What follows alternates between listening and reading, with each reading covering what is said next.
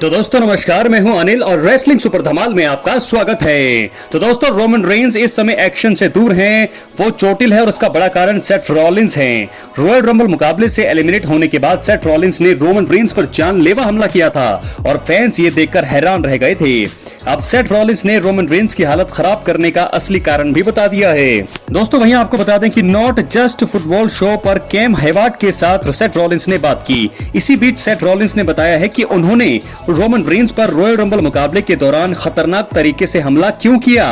Visionary यानी कि Seth Rollins ने कहा है कि रोमन रेंस जिस तरह का बर्ताव कर रहे थे उन्हें इसका फल मिलना ही था। उन्होंने कहा रोमन रेंस रॉयल रंबल मुकाबले में थोड़े ज्यादा एक्साइटेड हो गए थे, इसी वजह से मुझे उनका सर जमीन पर स्टॉर्म द्वारा ले जाना पड़ा। इसी तरह से ही चीजें होने वाली हैं। तो ये कहना है सेथ रॉलिंस ने। और आपको बता दें कि मेंस रॉयल रंबल मुकाबले के दौरान रोमन रेंस और सेथ रॉलिंस का ध्यान एक दूसरे पर था, वो एक दूसरे को बाहर करने की कोशिश में थे।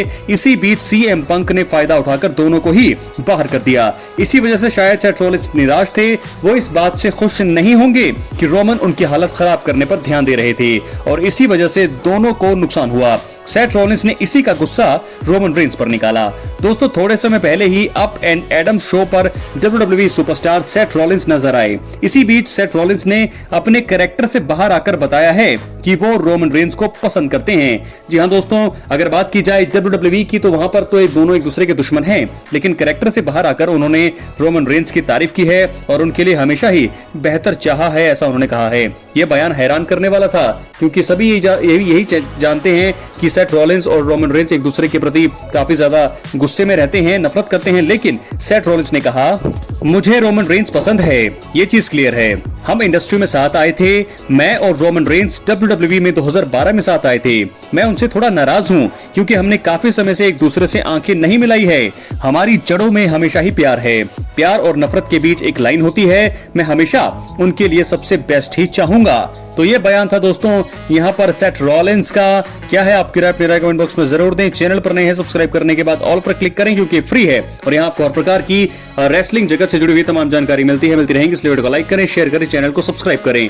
तो सेथ रॉलिंस ने असली कारण बताया है कि क्यों उन्होंने अटैक किया यहाँ पर रोमन रेंस पर। रियल रीजन है ये रोमन रेंस को जो है क्षति पहुंचाने का। तो दोस्तों रोमन रेंस बताया जा रहा है कि एलिमिनेशन चेंबर 2025 में वापसी करने वाले हैं और वो आकर जो है सेथ रॉलिंस पर ही अटैक करेंगे। और अगर ऐसा होता है तो फिर इन दोनों के बीच रेसलमेनिया 41 में एक तगड़ा मुकाबला हो सकता है। तो दोस्तों क्या आप देखना चाहते हैं, अपनी राय कमेंट बॉक्स में जरूर दें। हम बढ़ेंगे अगली स्टोरी की तरफ। क्या जीतेंगे जॉन सीना या सीएम पंक, कौन जीतेगा एलिमिनेशन चेंबर का खिताब, ये कहना है बुली रे का। ये आपको बताते हैं उन्होंने क्या कहा। दोस्तों आपको बता दें एलिमिनेशन चेंबर 2025 का आयोजन 1 मार्च को कनाडा में होगा। फैंस इसको लेकर बहुत ही ज्यादा एक्साइटेड हैं। सभी की नजरें मेंस एलिमिनेशन चेंबर पर होंगी।